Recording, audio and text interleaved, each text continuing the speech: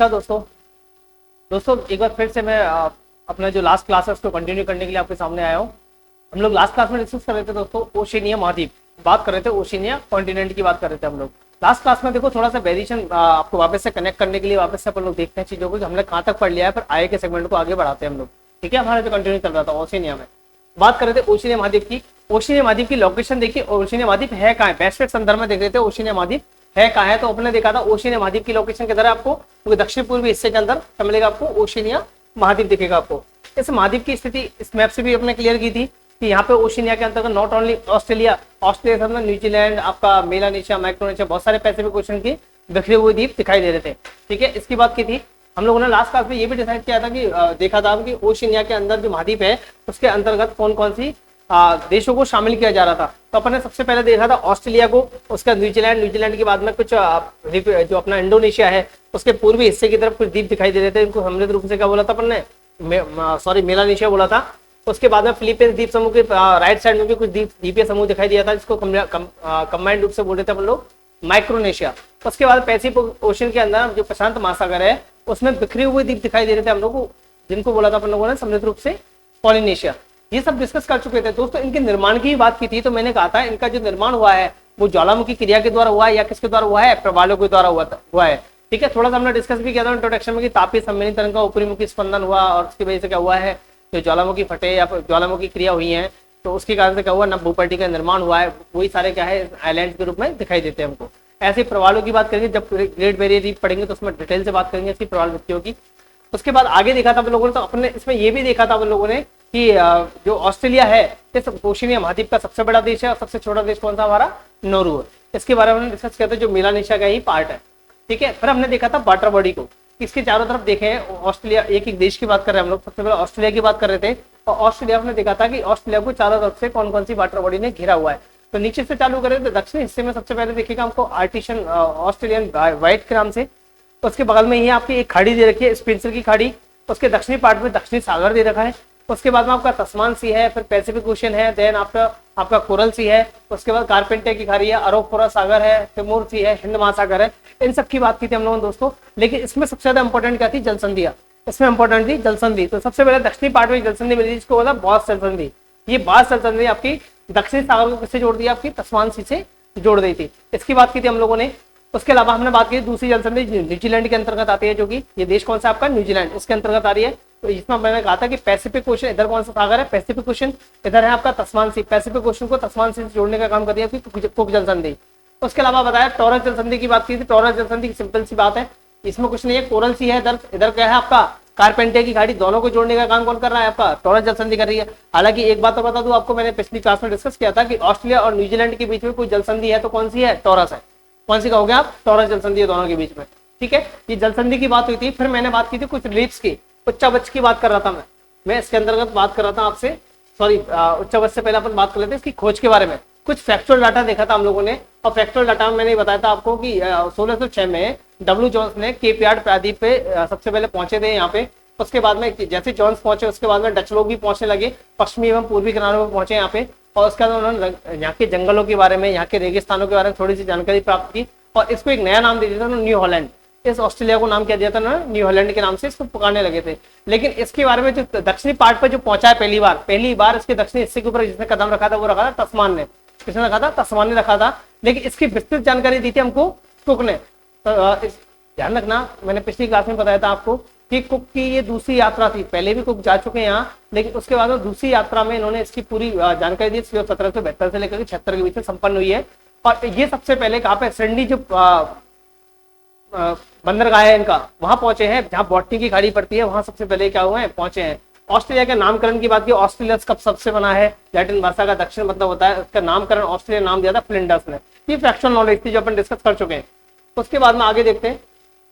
आगे मैं रिलीफ्स की बात कर रहा था, उच्चावच की बात कर रहा था आपसे। तो मैंने देखा था कि ऑस्ट्रेलिया जो महाद्वीप, सॉरी ऑस्ट्रेलिया जो अपना देश है, इस ऑस्ट्रेलिया देश के ऊपर कहाँ पे उच्च भूमि क्षेत्र है। मैंने सिर्फ एक चीज देखी है, उच्च भूमि क्षेत्रों की बात की थी सबसे पहले मैंने आपको। तो उच्च भूमि क्षेत्र में मैंने एक साइड से स्टार्ट किया, मैंने पूर्वी कोस्टल एरिया से स्टार्ट किया है, पूर्वी हिस्से से देखा मैंने। तो सबसे पहले मुझे एक लंबी सी श्रृंखला दिखाई दी, इसको नाम दे दिया था मैंने ग्रेट डिवाइडिंग रेंज, और इस ग्रेट डिवाइडिंग रेंज के दक्षिणी हिस्से के अंदर ही एक पर्वत चोटी मिली थी, इसको बोला था माउंट कॉसिस्को। ये क्या है, ऑस्ट्रेलिया का सर्वोच्च शिखर है, जो क्या है ग्रेट डिवाइडिंग रेंज का या ऑस्ट्रेलिया का क्या था, सर्वोच्च शिखर था। इसकी बात की थी हम लोगों ने, जो कि मैंने थोड़ा सा इंट्रोडक्शन में दिया था कि ये सर्दियों के टाइम पे इसकी चोटियों पर बर्फ जमी रहती है, वो सारी चीजें बताई थी आपको।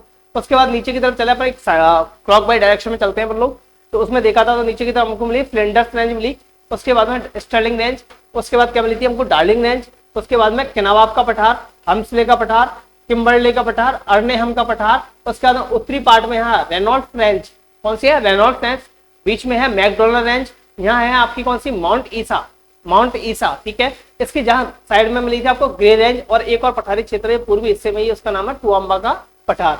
ये उच्च भूमि क्षेत्र देखे थे हम लोगों ने। उसके बाद हम लोगों ने पिछली क्लास में डिस्कस किया था, तो मैंने कहा था कुछ डेजर्ट मिलेंगे यहाँ पे।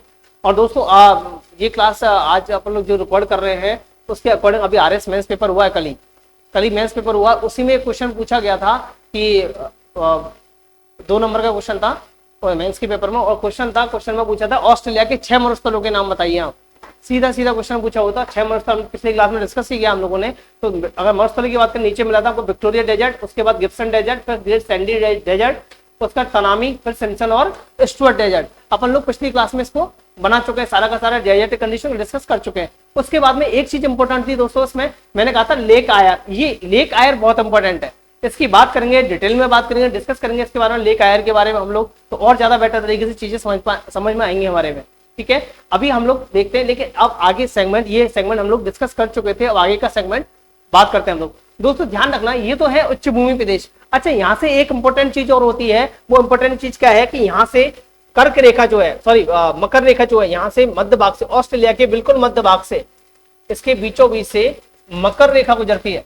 ऑस्ट्रेलिया के बीचों बीच से इसके मध्य भाग से होकर के क्या गुजरती है आपकी मकर रेखा, मतलब 23.5 डिग्री जो साउथर्न अक्षांश रेखा है, 23.5 डिग्री जो साउथर्न अक्षांश रेखा है, वो कहां से गुजरती है आपकी ऑस्ट्रेलिया के बीचों बीच से गुजरती है। अच्छा, ये बताना इंपॉर्टेंट क्यों है, क्यों बता रहा हूँ, डिस्कस कर रहा हूँ आपको, ये क्लाइमेट पे इफेक्ट डालेगी। जब क्लाइमेट की डिस्कस करेंगे, इसकी घास के मैदानों की बात करेंगे, यहाँ की वर्षा की बात करेंगे, वैसे भी आपको पता है ना इसको प्यासी भूमि का देश कहते हैं, क्यों कहते हैं, तो वो सारी बातें हम डिस्कस करेंगे, उसके लिए काम आने वाले टर्म है। तो याद रखिएगा, जो कर्क रेखा है वो इसकी कहां से निकल रही है, बीचों बीच से होकर के गुजर रही है, ठीक है। ये एक सिंपल बात हुई किसकी, ऑस्ट्रेलिया के उच्च भूमि प्रदेश की बात की हम लोगों ने, कहाँ पे आपको क्या चीजें दिखाई दे रही हैं इसके स्थल खंड के ऊपर, वो देख रहे हैं। अच्छा, एक इंपॉर्टेंट चीज और है इसके अंतर्गत, एक इंपॉर्टेंट चीज है जो समुद्री क्षेत्र के ऊपर है, इसका जो उत्तर पूर्वी जो समुद्री एरिया है उसके ऊपर बात करेंगे हम लोग। अच्छा, मैं दूसरा मैप ले लेता हूँ एक बार। यहाँ इस कोस्टल एरिया के ऊपर, यहाँ पे आपने पढ़ा होगा, यहाँ पे कौन सा सागर था, यहाँ सागर था कोरल सी। यहाँ जो समुद्री क्षेत्र है उसका नाम है कोरल सागर। कौन सा समुद्री क्षेत्र है यहाँ पे, कोरल सागर, पहले डिस्कस कर चुका हूँ वाटर बॉडी में आपको। और कोरल सागर के अंदर ही यहाँ पे एक लंबी सी सतत रूप से आपको एक भित्ति मिलेगी, जिसको बोलते हैं ग्रेट बैरियर रीफ। जिसको क्या बोलते हैं दोस्तों, इसे बोलते हैं ग्रेट बैरियर रीफ।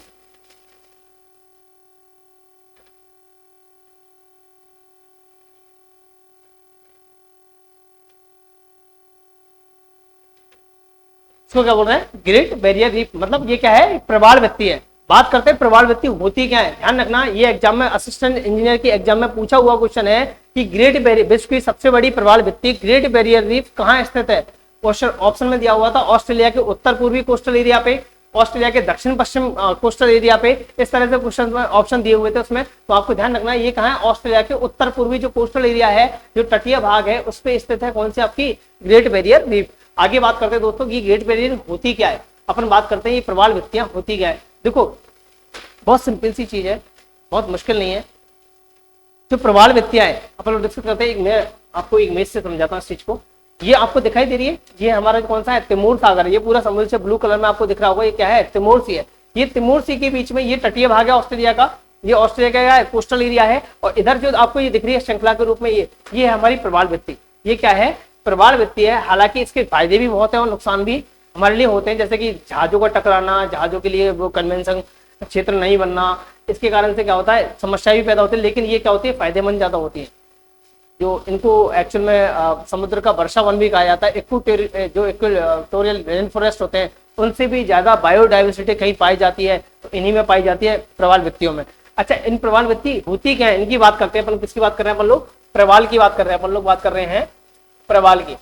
देखो समझना दोस्तों, प्रवाल कुछ और नहीं है, ये लाइव एलिमेंट मान के चलना है आपको। ये क्या है? लाइव एलिमेंट है। मतलब प्रवाल क्या है? एक जीव है। प्रवाल एक जीव है। जैसे आपने नाम सुना होगा ना मूंगा, उसको क्या बोलते हैं? मूंगा, इसे बोलते हैं मूंगा, या अपन बोलते हैं कोरल पॉलिप।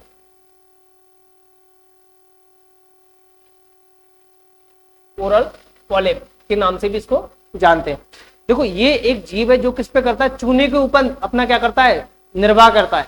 चूने को अपने भोजन के रूप में काम में लेता है। चूने को भोजन के रूप में काम में लेकर के क्या करता है? अपने चारों तरफ कैल्शियम कार्बोनेट का, किसका? कैल्शियम कार्बोनेट का घोल बनाता है अपने चारों तरफ। इस व्यक्ति की बात करें, प्रवाल की बात करें, ये एक जीव है जो क्या करेगा? ये क्या करता है? चूने पे निर्वाह करता है अपना, और उसके अलावा क्या करता है? कैल्शियम कार्बोनेट का अपने चारों तरफ क्या करता है? घोल बनाता है। अब ये जो प्रवाल व्यक्ति है, जो प्रवाल नामक जीव है, ये प्रवाल जीव जो होते हैं, ये अपने अस्थि पंजरों से क्या करते हैं? इसका निर्माण करते हैं, भित्ति का, किसका? रीप का अपने अस्थि पंजरों से निर्माण करते हैं। कैसे करते हैं समझना बात को। ये जो प्रवाल एक्चुअली क्या होता है? किसी अंतःसागरीय चबूतरे के ऊपर, मतलब समुद्री क्षेत्र के अंदर जो अंतःसागरीय चबूतरे हैं, बात करेंगे आगे अपन लोग इस चीज की। अंतःसागरीय चबूतरे हैं, उनके ऊपर क्या करते हैं? असंख्य क्या होते हैं? बहुत सारे प्रवाल, असंख्य प्रवाल, असंख्य प्रवाल समूह में रहते हैं,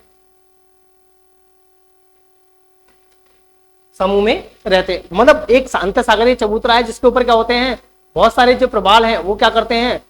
बहुत सारी बड़ी संख्या में क्या करते हैं? निवास करते हैं। और जब प्रवाल कोई प्रवाल मर जाता है तो उसी के खोल के ऊपर दूसरा प्रवाल क्या करता है? अपना खोल का क्या करता है? अपने आवास का क्या करता है? निर्माण करता है। मतलब एक प्रवाल जब मर जाएगा तो उसी के खोल के ऊपर क्या करेगा? दूसरा प्रवाल क्या करेगा? दूसरा प्रवाल जीव जो है वो क्या करेगा? समेकन करेगा, मतलब कहूंगा कि अपने आवास का क्या करेगा? निर्माण करेगा। और ये प्रक्रिया सतत रूप से चलती जाएगी और एक लंबी अवधि के बाद में एक दीवार के रूप में, एक भित्ति के रूप में हमको दिखाई देगी, जिसको बोलते हैं अपन लोग प्रवाल भित्ति। बात समझ में आ रही होगी दोस्तों? ये कुछ नहीं है, जीव है जो क्या करता है? कोरल चूने पर निर्वाह करता है अपना। कैल्शियम कार्बोनेट का अपने चारों तरफ क्या करेगा? खोल बनाएगा। और खोल बनाकर ये सारे के सारे निवास कैसे करते हैं? जब एक प्रवाल मरता है उसी के खोल के ऊपर क्या करता है? दूसरा प्रवाल क्या करता है? अपना निवास करता है। आप लोगों ने दोस्तों देखा भी होगा शायद, पानी के अंदर, नदियों के पानी के अंदर, या अपन बात करें तालाब के किसी पानी में, हमारे आसपास के क्षेत्रों में आपने छोटे छोटे शंख देखे होंगे। छोटे छोटे से क्या देखे होंगे आपने? शंख देखे होंगे, इस तरह से गोल गोल से शंख देखे होंगे। और वो शंख टाइप के छोटे छोटे से शंख होते हैं, वो कुछ और नहीं है, वो प्रवाल ही है। वो जो खोल बना होता है वो कैल्शियम कार्बोनेट का खोल ही बना होता है। आपके आसपास के तालाबों में आपने देखा होगा। अभी तो बहुत ज्यादा दिखाई नहीं देती ये चीजें, क्योंकि अब बहुत ज्यादा जो प्रवाल है वो लगभग नष्ट हो चुके हैं, लगभग काफी कुछ हमारे डायवर्सिटी से। और अभी भी बहुत सारे प्रवालों की स्थिति क्या है? जो संकटग्रस्त प्रजातियों में काउंट किए जा रहे हैं। लगभग ध्यान रखना दोस्तों, लगभग प्रवालों की 10 लाख प्रजातियां हैं। लगभग प्रवालों की कितनी प्रजातियां हैं? 10 लाख प्रजातियां उपलब्ध है, लेकिन उसमें से ओनली 10% प्रजातियों का क्या कर पाए हम लोग? अध्ययन कर पाए अभी तक। कितना कर पाए? 10% प्रजातियों का भी अध्ययन कर पाए। इसमें इंपॉर्टेंट चीज क्या है दोस्तों? कि ये जो प्रवाल भित्ति है, इनका निर्माण बहुत मुश्किल से होता है। ये प्रवाल भित्तियों का निर्माण बहुत सारी कंडीशंस होती है। जैसे कि बात करें, ज्यादातर प्रवाल भित्तियां जितनी भी पाई जाएंगी वो 25 डिग्री नॉर्थन अक्षांश से लेकर के 25 डिग्री साउथर्न अक्षांश के बीच में ही समुद्री क्षेत्र के अंदर पाई जाएंगी। मतलब ये उष्ण कटिबंधीय सागरीय क्षेत्रों में पाई जाती है। सिर्फ ये कहां पाई जाती है? आपकी उष्ण कटिबंधीय सागरीय क्षेत्रों में ही पाई जाएंगी, क्योंकि इनके लिए जो टेम्परेचर, आवश्यक टेम्परेचर की जरूरत पड़ती है वो 20 से 21 डिग्री सेंटीग्रेड टेम्परेचर होना चाहिए। कितना होना चाहिए? 20 से 21 डिग्री टेम्परेचर होना चाहिए इनके सेंटीग्रेड टेम्परेचर। उसके अलावा दूसरी बात करें इनके लिए, अगर आवश्यक कंडीशन की ये जो प्रवाल भित्ति है, जो मतलब जो प्रवाल भित्तियों का निर्माण होता है, प्रवाल जो जीव रहता है, ये 200 से 250 फीट तक की गहराई तक ही रहता है।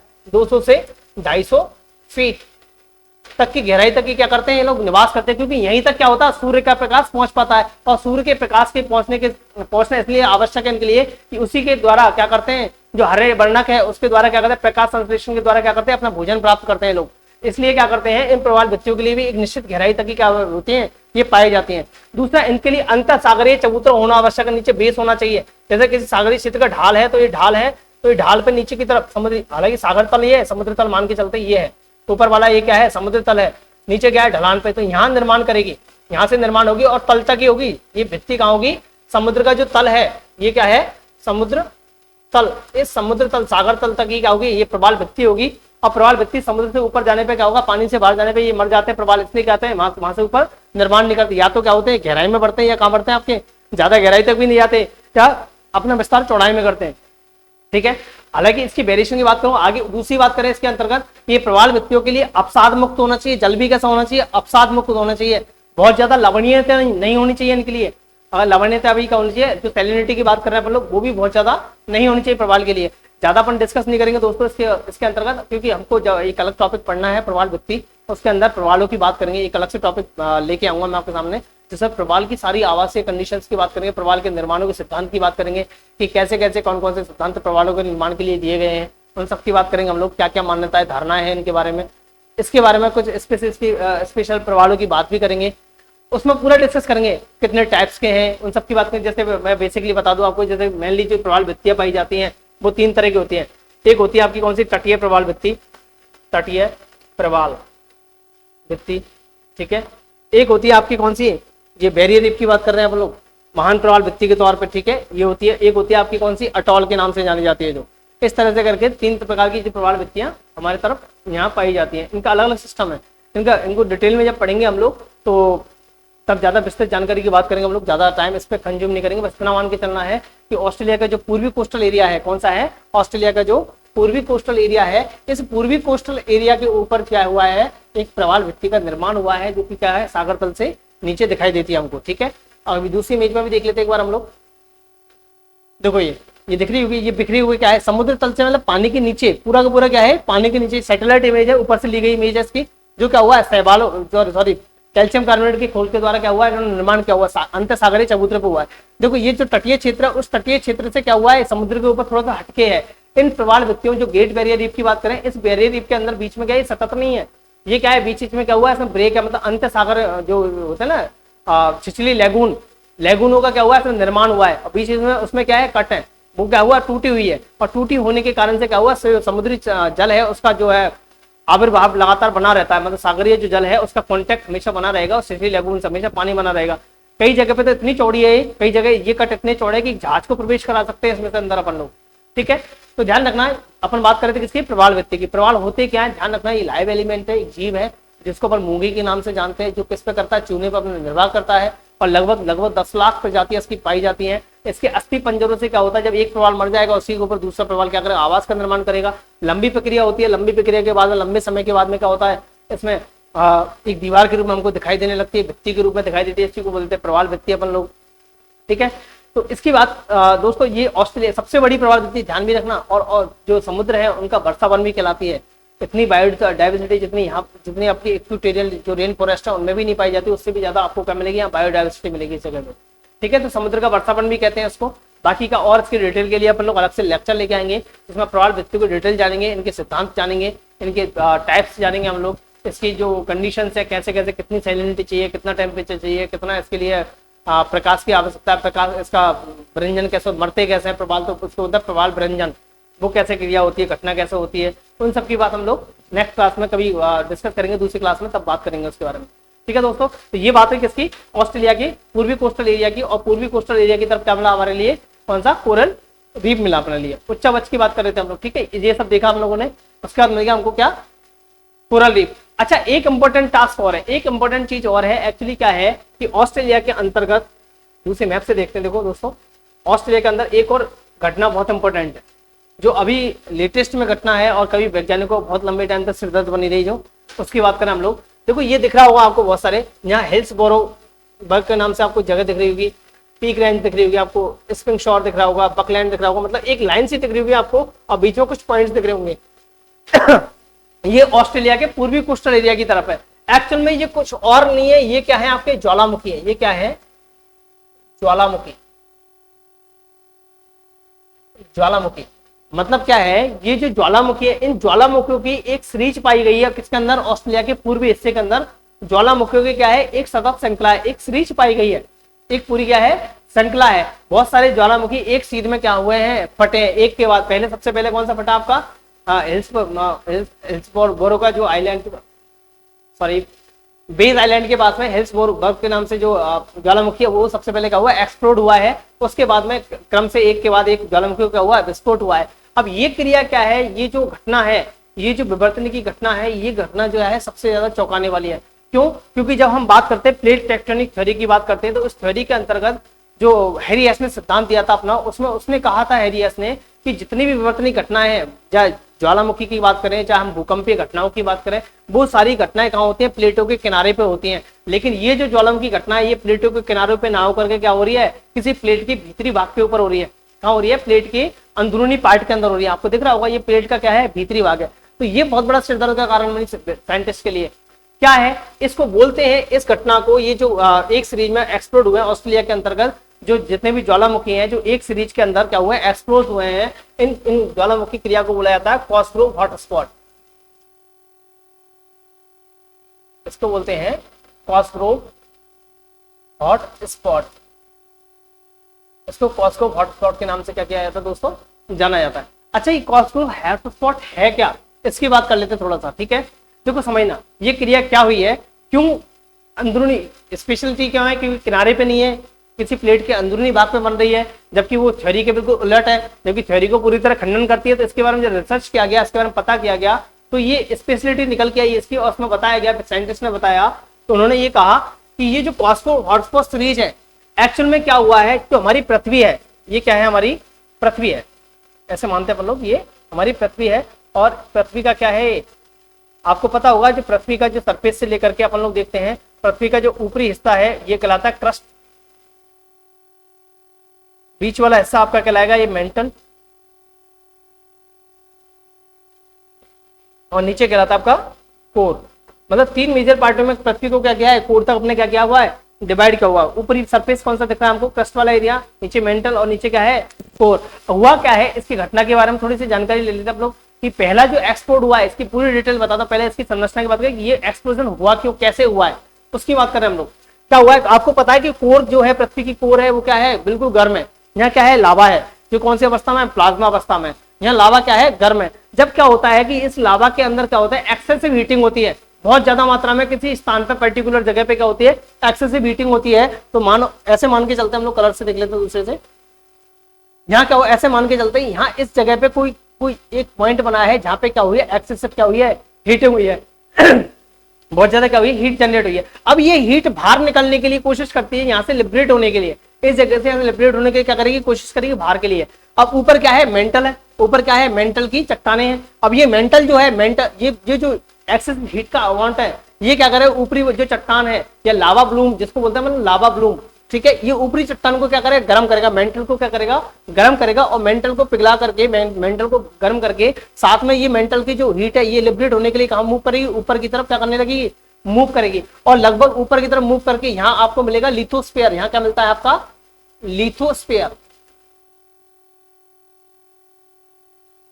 यहाँ मिलता है लिथोस्फीयर। तो लिथोस्फीयर का दक्षिणी पार्ट है, मतलब नीचे के जो तली वाला पार्ट है, लिथोस्फीयर के तली वाले पार्ट को मेंटल को क्रॉस करके, उछाल लेकर के, वहां से नीचे से ये लावा उछाल लेकर के ऊपर नीचे से टकराएगा आपका लिथोस्फीयर से, जो क्या है? सबसे ज्यादा हार्ड पार्ट है।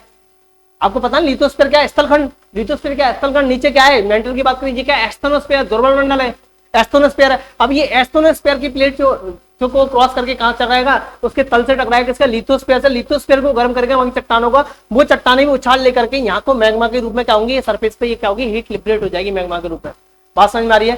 किसी स्थान पे कोर में क्या होगा? जगह जगह में, कई स्थानों में क्या हुआ? एक्सेसिव हीटिंग हुई है, उसकी वजह से लावा क्या हुआ है? अपनी हीट को लिबरेट करने के लिए ऊपर की तरफ मूव किया उसने। और मूव किया है तो उसने क्या किया? इन चट्टानों में उछाल लाता गया, और उछाल कर ऊपर की तरफ ये चट्टाने बढ़ी हैं, तो ऊपर की तरफ मूवमेंट हुआ, तो ये लावा ऊपर की तरफ आता गया। आने के साथ में क्या हुआ है? सरफेस पे आकर के क्या हुआ है? यहाँ पे ज्वालामुखी एक्सप्लोड के रूप में क्या हुआ है? ये लावा विस्फोटित हुआ है। इस जगह पे क्या हुआ है? विस्फोटित हुआ है लावा के रूप में। क्या हुआ है? ज्वालामुखी के रूप में ये जो हीट है, ये क्या हुई है? लिबरेट हुई है यहाँ से। और ये क्रिया लगातार क्या हुई है? कई सालों तक चलती रही है। ठीक है, बात समझ में आ रही है? हुआ क्या है इसमें? इस क्रिया में एक पर्टिकुलर स्थान है जहाँ एक्सेसिव हीटिंग हुई है, उसकी वजह से लावा ऊपर की तरफ आया हीट लिबरेट करने के लिए, अलग अलग चट्टानों में उछाल लेता हुआ, तो चट्टाने ऊपर की तरफ मूव हुई है, और उसके साथ में लावा क्या हुआ है? ऊपर की तरफ मूव हुआ है। मूव होकर के क्या हुआ है? जाके सरफेस पे जाकर के क्या हुआ? एक्सप्लोड हुआ है वो लावा। ठीक है, यही क्रिया कहाँ हुई है आपकी? इसके अंदर हुई है। कहाँ हुई है? ऑस्ट्रेलिया के अंदर जो क्रिया हुई है, जो हमको दिखाई, ये ज्वालामुखी की सीरीज दिखाई दे रही है, ये क्रिया कुछ और नहीं है, यही क्रिया है, यही है। इसका जो कंसेप्ट है वो कंसेप्ट कहां से जुड़ा हुआ है आपका? यहीं से जुड़ा हुआ है। अच्छा, इस कंसेप्ट के बारे में आगे बात करते हैं हम लोग,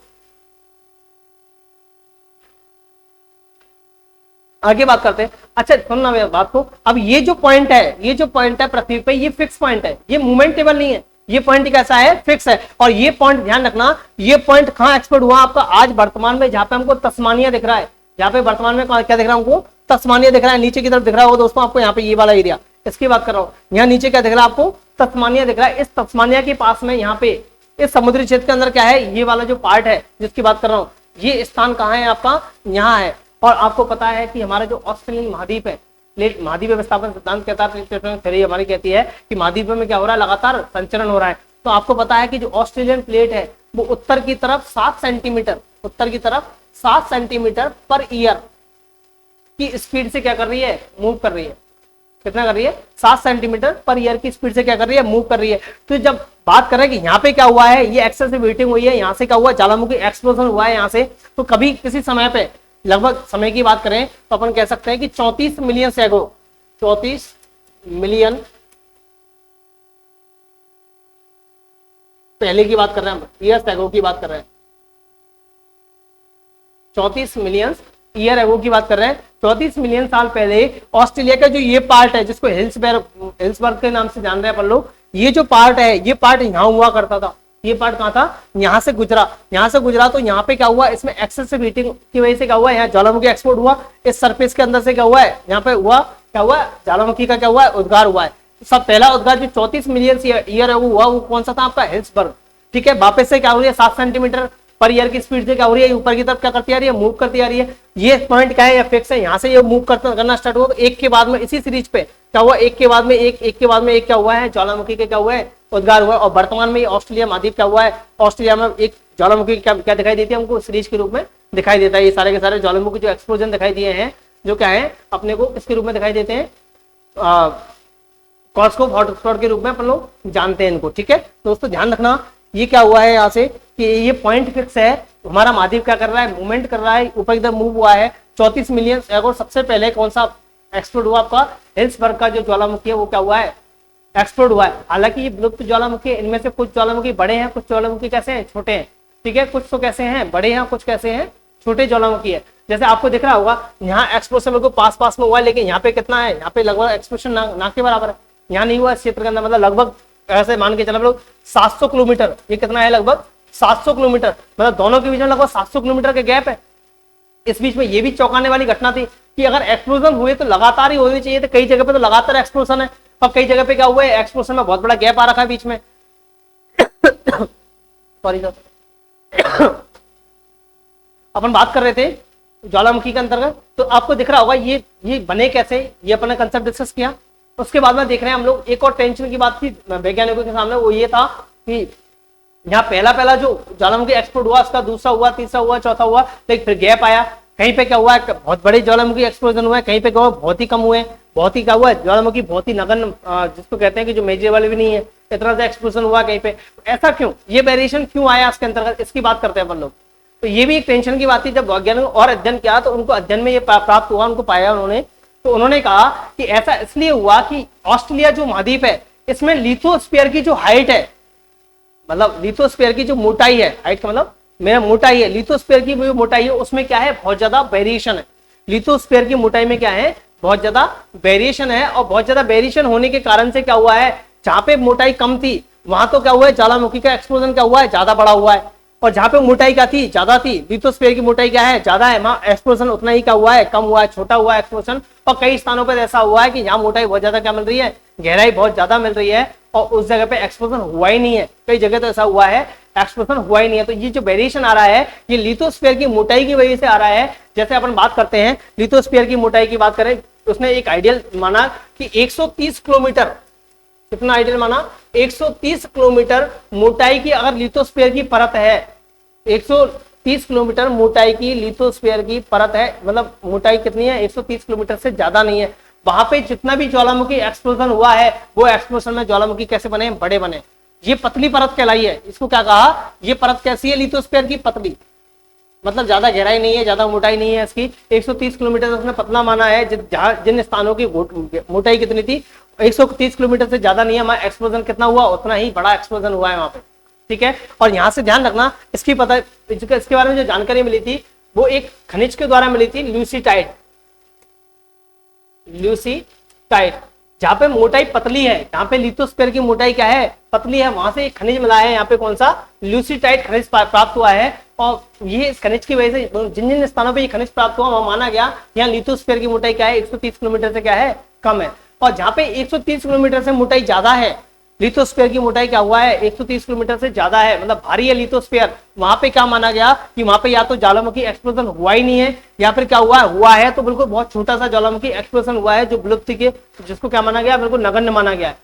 ठीक है दोस्तों, समझ में आया कि हुआ क्या है, कॉस्कोप हॉटस्पॉट है क्या है। एक्चुअल में ध्यान रखना ये अलग अलग ज्वालामुखी नहीं है, एक ही जगह ज्वालामुखी पॉइंट है, लेकिन विस्थापित होती है कि जैसे जैसे प्लेट आगे की तरफ बढ़ती गई वैसे वैसे क्या होता गया, इस पर एक्सप्रेशन होता गया। ऐसा नहीं है कि दोस्तों ये घटना सिर्फ ऑस्ट्रेलिया के अंदर है, ऑस्ट्रेलिया के अंदर है, ध्यान रखना ऑस्ट्रेलिया के अंदर ये घटना सबसे पहले कब से हुई है, 34 मिलियन ईयर एगो की बात कर रहे हैं। लेकिन पैसिफिक ओशन के अंदर हवाईयन द्वीप है, कौन सा द्वीप है, हवाईयन द्वीप, हवाईयन सागर कह सकते हैं अपन लोग।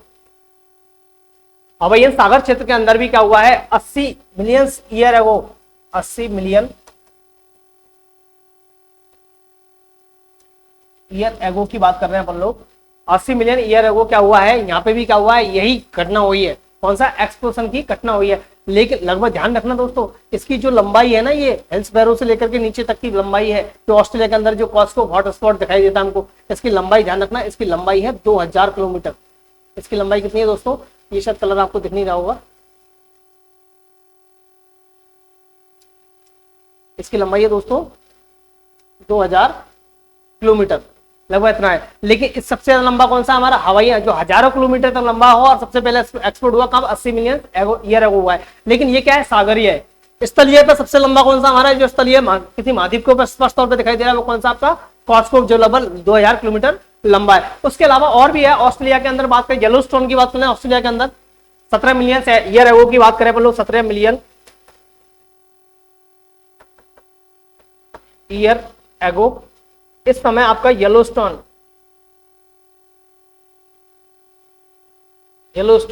पार्क, ये कहा आपका, यूएसए का येलोस्टोन पार्क, वो भी क्या है, यही घटना है, सेम स्थिति है, वही एक्सप्लोजन है, कॉस्को हॉटस्पॉट की घटना वहां भी हुई है, लेकिन वो क्या है, ज्यादा बड़ा नहीं है। स्थलीय खंड में कौन सा सबसे लंबा है हमारा, 2000 किलोमीटर के लगभग, ऑस्ट्रेलियन कॉस्को हॉटस्पॉट। ध्यान रखना ऑस्ट्रेलिया के अंदर एक बहुत ही विचित्र घटना है जो भूगर्भिक क्रिया को दिखाती है, जो कि टेक्टोनिक थ्योरी सिद्धांत के बिल्कुल उलट है, उसके बिल्कुल अपोजिट है। वो क्या है आपकी, कॉस्को हॉटस्पॉट। दूसरे तरीके से और समझ लेते हैं दोस्तों, इस मैप से देख लेते हैं एक बार हम लोग इसको। देखो ये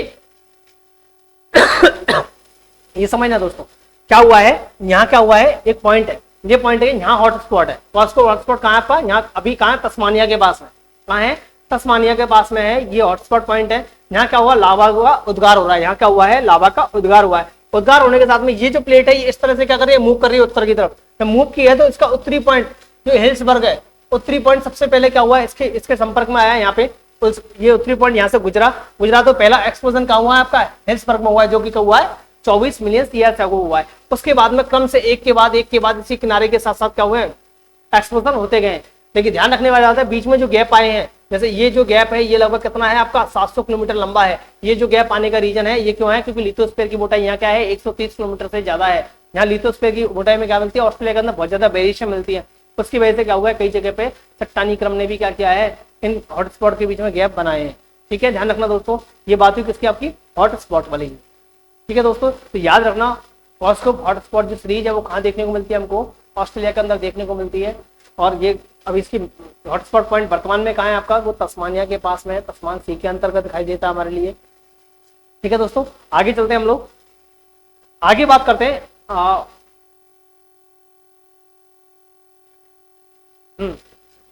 तो ये सीरीज हमने क्या निकाली, इस सीरीज की बात कर लेते हैं। ये जो सीरीज है हमारी कौन सी है, ज्वालामुखी सीरीज है, जिसको कॉस्कोप हॉटस्पॉट के नाम से जान रहे हैं अपन लोग।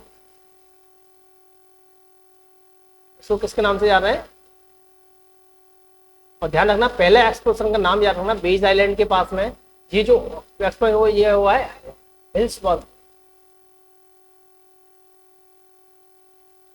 हिल्सबोरो के पास हुआ है। ध्यान रखना दोस्तों, ये एक्सप्लोजन कहाँ हुआ आपका, हिल्सबोरो के पास में हुआ है। ठीक है, इसके अलावा अब बात करते हैं आगे दोस्तों, पिछले मैप को देखते हैं एक बार, मैपिंग कर रहे थे हम लोग, तो अपन देखते हैं उच्च भूमि क्षेत्रों की बात कर रहे थे अपन लोग। लेकिन मैंने कहा था लेक आयर से संबंधित भी एक फैक्ट है इंपॉर्टेंट। एक्चुअल में क्या था, ये जो ऑस्ट्रेलिया है, ये जो ऑस्ट्रेलिया का क्षेत्र दिख रहा है आपको, इसका जो पूर्वी हिस्सा दिख रहा है, कौन सा हिस्सा, ये जो पूर्वी हिस्सा दिख रहा है, ये क्या है, उच्चभूमि क्षेत्र है। इधर देखिए इसका पश्चिमी हिस्सा, तो ये भी क्या है आपका उच्चभूमि क्षेत्र। यहाँ भी सतत रूप से क्या है, उच्चभूमि की श्रृंखलाएं बनी हुई है। लेकिन इसका जो मध्यवर्ती भाग है, इसका जो बीच वाला भाग है, मध्यवर्ती भाग, जिसको बोल रहे हैं कारपेंटिया की खाड़ी। ये कौन सी खाड़ी क्षेत्र है आपका, ये खाड़ी क्षेत्र कौन सा, कारपेंटिया की खाड़ी। और नीचे कौन सा क्षेत्र दिखाई दे रहा है हमारे लिए, स्पेंसर की खाड़ी, या फिर बोलते हैं नीचे की तरफ अपन बात करें, यहाँ पे दक्षिणी सागर वाला क्षेत्र है, मतलब कारपेंटिया से की खाड़ी से लेकर के नीचे दक्षिण वाला क्षेत्र है। इस क्षेत्र को क्या बोलते हैं, निम्न भूमि का क्षेत्र, ऑस्ट्रेलियन निम्न भूमि का क्षेत्र है, ऑस्ट्रेलिया का निम्न भूमि का क्षेत्र है। इस निम्न भूमि क्षेत्र की खासियत यह है कि किसी समय पे ये जो क्षेत्र पूरा पूरा जो कारपेंटिया से लेकर के स्पेंसर की खाड़ी तक विस्तारित दिखाई दे रहा है हमको, ये जो स्थल खंड है ये किसी समय पे क्या था, समुद्र के नीचे था।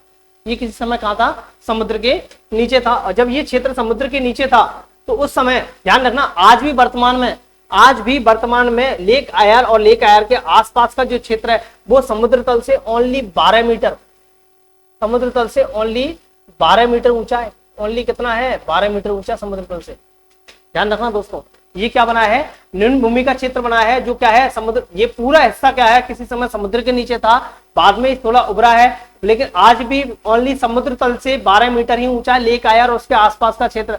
जबकि लेक आयर क्या है, आपकी ऑस्ट्रेलिया की सबसे बड़ी झील है। ऑस्ट्रेलिया की क्या है, सबसे बड़ी झील है, कौन सी, आपकी लेक आयर। और ये जो लेक आयर है, इसके आसपास का जो क्षेत्र आज भी समुद्र तल से ओनली 12 मीटर ही क्या है, ऊंचा है। अब 12 मीटर ऊंचा है, मतलब मैं एक बात कह रहा हूं, लगातार बोल रहा हूं आपको कि कारपेंटिया से लेकर स्पेंसर की खाड़ी के बीच का जो मध्यवर्ती भाग है इसका, ये निम्न भूमि का क्षेत्र। निम्न भूमि का क्षेत्र होने से यहाँ क्या प्रभाव पड़ेगा, अपन बात करेंगे उसकी। यहाँ क्या प्रभाव पड़ेगा, तो यहाँ निम्न भूमि का क्षेत्र होने के कारण से प्रभाव क्या पड़ेगा दोस्तों, समझना कि ये जो क्षेत्र है, ये पूरा क्षेत्र है, ये निम्न भूमि का जो क्षेत्र है, इस क्षेत्र के अंदर जो इसको बोलते हैं, ये नीचे वाला विक्टोरिया है, ऊपर वाला जो यहाँ के जो प्रांत है उनकी बात कर रहा हूँ मैं को, न्यू साउथ वेल्स है, इस तरह से यहाँ पे क्वींसलैंड है, ये सारे के सारे क्षेत्र कैसे निम्न भूमि के क्षेत्र हैं। और इन क्षेत्रों के अंदर क्या हुआ है दोस्तों, यहाँ पे क्या हुआ है, गहरे गहरे, सिंचाई के लिए बारिश कम होती है यहाँ पे, तो सिंचाई के लिए या पेयजल के लिए यहाँ क्या हुआ है, गहरे गहरे कुएं खोदे गए हैं। और वो कुएं जो है, उन कुओं को कहा जाता है आर्टिशियन वेल, मतलब उत्सुत कुएं के नाम से जाना जाता है। अपन बात करते हैं क्या होते हैं उत्सुत कुएं।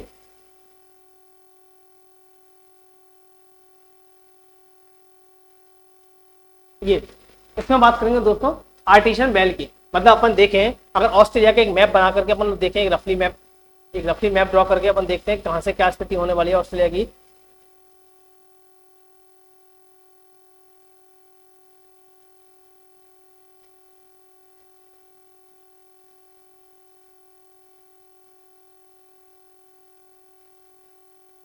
कुछ ऑस्ट्रेलिया इस तरह से, मैंने कहा था लेक आयर जो है हमारी, कौन सी, लेक आयर। तो लेक आयर कहाँ आपकी, लेक आयर लगभग इस हिस्से के ऊपर लेक आयर दिखाई देती है अपनी। और लेक आयर मैंने कहा था ये है खाड़ी कौन सी, कारपेंटिया। और ये आपकी स्पेंसर, ये कौन से है आपकी खाड़ी, स्पेंसर। तो इस कारपेंटिया से लेकर स्पेंसर की जो खाड़ी है, इसके बीच का क्षेत्र क्या कहलाएगा आपका, क्या कहलाएगा आपका, निम्न भूमि क्षेत्र है। इस क्षेत्र के अंदर यहाँ पे आपका जो क्वींसलैंड है, ये वाला क्षेत्र है क्वींसलैंड है, ये कौन सा, न्यू साउथ वेल्स है, ये विक्टोरिया है। ये पूरा क्षेत्र मध्यवर्ती जो क्षेत्र, इसका बीच वाला जो क्षेत्र, मध्यवर्ती का क्षेत्र है, बीच वाला, ये क्षेत्र का था निम्न भूमि का क्षेत्र है। और यहाँ पे क्या हुआ है, गहरे कुएं खोदे हैं, जिन्हें कुओं को क्या बोलते हैं अपन लोग, उत्सुत कुएं।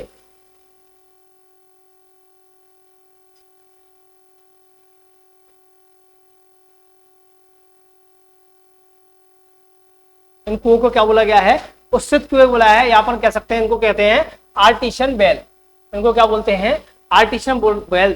इनकी खासियत क्या है कि इन कुओं से क्या होता है, स्वतः ही पानी नीचे से ऊपर आता है। इन कुओं में क्या होता है, स्वतः ही पानी क्या होता है, नीचे से ऊपर की तरफ आता है। एक्चुअल में दोस्तों होता क्या है, इन कुओं को इसको समझते हैं, उससे कुएं होते क्या है, क्यों पानी नीचे से ऊपर की तरफ चला जाता है इनमें। एक्चुअल में क्या होता है, ये ऐसा क्षेत्र होता है जो निम्न भूमि का क्षेत्र, मैंने पहले बताया आपको, ये ऐसा क्षेत्र है निम्न भूमि का क्षेत्र, जहाँ चारों तरफ से क्या होता है, निम्न भूमि की तरफ क्या होता है, पानी आता है, पानी इकट्ठा होता है, इकट्ठा होकर के जहां से भी इसको निकलने की जगह मिलती है, वहीं से वो स्वतः ही क्या होता है, ऊपर की तरफ आने लगता है। जैसे बात करें इसमें समझे हम लोग कि ये क्या है, ये बीच का निम्न भूमि का क्षेत्र है, पानी आ रहा है, रेल, मतलब इधर लिखा हुआ देखो, जो ऊपर का जो पानी है सरफेस वाटर है, ये कौन सा है आपका, सरफेस वाटर है। सरफेस वाटर क्या हुआ है, नीचे रिस करके नीचे पहुंचा है, कहाँ पे, भूमिगत जल में क्या हुआ है, कन्वर्ट हुआ है। ये कन्वर्ट होकर के देखो नीचे की जो जिस परत में ये पानी जमा हुआ, जहां ये पानी जमा हुआ उसके नीचे की जो परत है अपारगम्य, इसमें क्या है, पारगम्यता नहीं है इस परत के अंदर, मतलब पानी इससे नीचे नहीं जाएगा, ग्राउंड वाटर जो है इससे नीचे नहीं जाएगा, ग्राउंड वाटर यहाँ नहीं जाएगा। लेकिन इससे ये कौन सी है, ये परमेबल है, ये पारगम्य परत है जिसमें पानी का क्या होगा, निक्षेपण होगा, इसमें क्या होगा, पानी का निक्षेपण हो जाएगा इसमें। लेकिन नीचे की परत में क्या है, अपारगम्यता है और इसलिए इसमें पानी का निक्षेपण नहीं होगा। तो इस परत के नीचे से जैसे ही कोई कुआं खोदा जाता है यहाँ पे, तो यहाँ का हुआ निम्न भूमि का क्षेत्र, इधर से प्रेशर फील करता है पानी और इधर से भी पानी क्या करता है, प्रेशर फील करता है दोनों तरह से। तो इसको निकलने के लिए जगह कहाँ मिलती है, सीधे बीच में जब बैल खोदा जाता है, इसके अंदर कुआं खोदा जाता है, तो स्वतः ही क्या होता है, नीचे से ऊपर की तरफ क्या होता है, पानी बहुत तेजी से क्या होता है, ऊपर की तरफ आता है। इन्हीं कुओं को कहा जाता है आर्टिशियन वेल के नाम से जानते हैं। इन्हीं कुओं को क्या बोलते हैं अपन लोग, आर्टिशियन वेल के नाम से जानते हैं। इसमें कुछ नहीं है, इसमें इतना सा ध्यान रखना, ये निम्न भूमि का क्षेत्र होने के कारण से क्या होता है, पानी का प्रेशर का आता है, नीचे की तरफ आता है और पानी इकट्ठा होता है, उसके लिए निकलने जैसे बैल खोदा जाता है, कुआं खोदा जाता है, तो पानी तेजी से क्या होता है, एक्सपोर्ट करता है। क्योंकि नीचे क्या होता है, अपारगम परत होती है जो नीचे सोखा नहीं जाता, आगे पानी नीचे नहीं जा पाता, ऊपर ही रहता है, ऊपर की धरातल पे जो पारगम परत के अंतर ही रहता है, इसके अंतर्गत से पानी क्या होता है, बाहर की तरफ निकलता है। ठीक है दोस्तों, ये बात हुई किसकी, आर्टिशियन बेसिन की बात हुई। ठीक है दोस्तों, अभी तक दोस्तों हम लोगों ने क्या डिस्कस किया, एक बार वापस से आपको बता देता हूं आपको। अभी तक हमने डिस्कस कर लिया है इसके बारे में। तो मैंने सबसे उच्च भूमि प्रदेश की बात की आपसे, उसके बाद में उच्च भूमि प्रदेश के बाद में हमने डेजर्टों की बात की, मरुस्थल की बात की। अब मरुस्थल क्यों बने उनकी बात करेंगे, बारिश क्यों कम हुई उसकी क्लाइमेट के अंदर चर्चा करेंगे दोस्तों हम लोग। फिलहाल के लिए आपको मैं होप कर रहा हूं कि आप लोग मैपिंग कर रहे होंगे, साथ साथ आपको चीजें बहुत आसानी से मेमोराइज होगी। मैंने जो कंसेप्चुअल आज की क्लास में मैंने ज्यादातर पार्ट लिया आपका कंसेप्चुअल, कुछ चीजें जो स्पेशलिटी रखती हैं, जो ऑस्ट्रेलिया की स्पेशलिटी है, जैसे कि आपका ग्रेट बैरियर रीफ जो विश्व की सबसे बड़ी प्रवाल भित्ति है, उसके बारे में देखा, उसका निर्माण कैसे हुआ, कैसे बनी, उसका बेसिक देखा हम लोगों ने, ज्यादा डिटेल में तो उसमें भी नहीं गए हम लोग। उसके बाद में हम लोगों ने कॉस्केप हॉटस्पॉट जो कि सिर्फ ऑस्ट्रेलिया में पाई जाती है उसकी बात की हम लोगों ने। उसके बाद हम लोगों ने निम्नभूमि क्षेत्र के होने के कारण से लेक आयर के आसपास का क्षेत्र की बात की, कैसा है कैसा नहीं है, निम्नभूमि क्षेत्र है तो आज समुद्र तल से कितना ऊंचा है कितना नहीं है उसकी बात की हम लोगों ने। इसकी बात करने के बाद में अपन ने देखा कि यहाँ के निम्नभूमि क्षेत्र होने की वजह से यहाँ क्या प्रभाव पड़ा है, तो उसकी बात की हम लोगों ने। तो अपने को पता आर्टिशियन वेल मिले, यहाँ पे कुएं खोदे गए जिनमें पानी मिला, सिंचाई के लिए गहरे कुएं खोदे जाते हैं और गहरे कुएं से क्या होता है, सतही पानी ऊपर की तरफ आता है तेजी से। ठीक है, यहाँ देखो इलेक्ट्रिसिटी खर्चा बच जाता है यहाँ पे। ठीक है ना दोस्तों, तो आगे बात कर रहे हैं, आगे कल की क्लास में आज इतना ही पढ़ाऊंगा दोस्तों, इतनी ही बात करेंगे आज हम लोग। कल की क्लास में हम लोग डिस्कस करेंगे आगे की क्लास में इसकी क्लाइमेट के बारे में, कि क्लाइमेट का क्या असर पड़ने वाला है इसके अंतर्गत, कैसे क्लाइमेट में वेरिएशन आएगा, यहाँ कौन सी वनस्पति पाई जाएंगी, कौन से घास के मैदान पाए जाएंगे, यहाँ कौन सा उपजाऊ भूमि का चित्र मिलेगा, कहाँ इसकी नदियां होंगी, है ना, उसकी बात करेंगे। और उसी के साथ मैं जोड़ूंगा, क्लाइमेट के साथ ही जोड़ूंगा आपके खनिज संपदा के बारे में, यहाँ के उद्योगों के बारे में, यहाँ कौन से उद्योग विकसित है, यहाँ क्या सबसे ज्यादा होता है, यहाँ कैसे कौन कौन से मेटल मिल रहे हैं हमारे लिए, उनकी बात करेंगे, खनिजों की बात करेंगे। उसके साथ साथ ही अपन जोड़ के बात करेंगे, इसी के साथ में अपन बात करने वाले हैं। तो अपन बात करेंगे इसी ऑस्ट्रेलिया के बारे में, जनसंख्या के बारे में, कहाँ जनसंख्या सर्वाधिक निवास करती है, कहाँ पे यहाँ पे आवासीय कंडीशंस प्रॉपर है, कहाँ पे बहुत कम जनसंख्या निवास करती है, उन सबकी बात करेंगे हम लोग।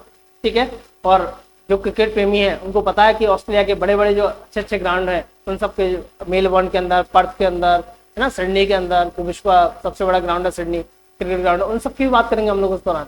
ठीक है दोस्तों, आगे ये एक सेगमेंट है, जैसे ऑस्ट्रेलिया कंप्लीट होगा हम स्विच करेंगे न्यूजीलैंड के ऊपर, न्यूजीलैंड का देखेंगे हम लोग सारा का सारा, फिर मैं मेलानेशिया, माइक्रोनेशिया और पॉलिनेशिया की बात करूंगा आपसे। ठीक है, सबसे बड़ा सेगमेंट किसका है, ऑस्ट्रेलिया का है दोस्तों। तो जुड़े रहिए क्लास के साथ में। और दोस्तों एक बात और, आप लोगों को क्लास पसंद आ रही हो, आप लोग साथ साथ मैपिंग कर रहे होंगे, तो डेफिनेटली आपको क्लास पसंद आ रही होगी दोस्तों। क्लास पसंद आ रही है तो आप लोग चैनल को सब्सक्राइब करें, ज्यादा से ज्यादा शेयर करें दोस्तों, इससे हमको मोटिवेशन मिलता है। ठीक है दोस्तों, आई होप कि आप लोग ऐसा जरूर करेंगे। थैंक यू, नेक्स्ट क्लास में मिलते हैं।